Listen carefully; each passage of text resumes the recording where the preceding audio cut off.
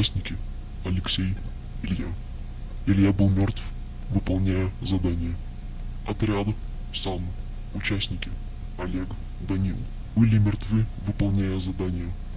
Данила забрал ученый за измену родине. Данил был использован как экзоскелет ученого в плохих намерениях. Лазерная пушка БИМ изначально использовалась в военных целях. Из-за того, что пушка была слишком сильная, ее начали использовать против аномалий. Лазерная пушка Лайт первый раз была использована ученым в плохих намерениях.